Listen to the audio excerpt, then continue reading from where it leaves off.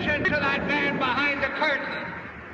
The great and boss has spoken. Welcome to Gumby's Exposés, to peek behind the curtain to see what's really going on.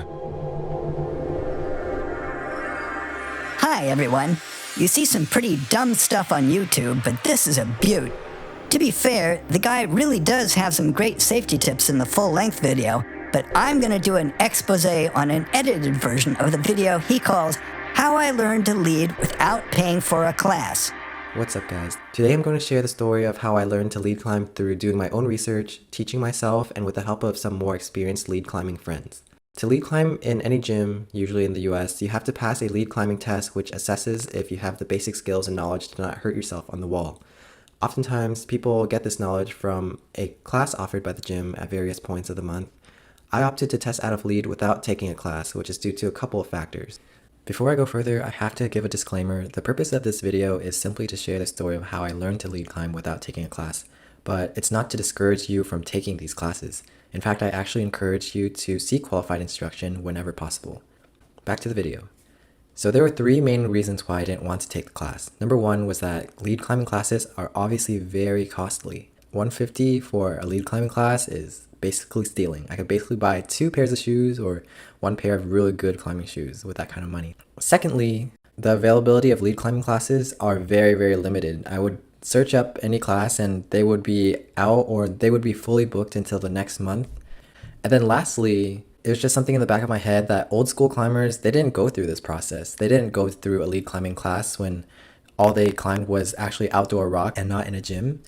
And I went outdoors, but that's when I ran into my first big roadblock. All right, hold it right there. Like I said, the guy makes some great safety points later on in the video. Good for him. But he doesn't want to take a lead class to save a lousy $150? He must either have really good insurance, or he has no idea what the average visit to the ER costs. I give this reason not to take a lead class a fail. Next, he's griping because classes are booked up in advance? Really? The reason they're booked is people want them, because they know how important they are so they don't violate rule number 1. I give this reason a fail. Wait, what? He doesn't want to take a lead class because old school climbers didn't take them? That's because there weren't any climbing gyms or classes back in the day. Duh. And you can be damn sure if there had been, those old timers would have taken those classes too. I give this reason a fail. And finally, his disclaimer says his video is not to discourage anyone from taking a lead class and to seek qualified instruction. Really? Then what are we doing here, folks? This just sounds like a CYA disclaimer so nobody sues him if they take the dirt nap. Busted!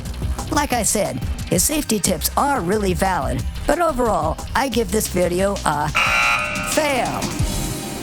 Gumby's Exposés, to peek behind the curtain to see what's really going on.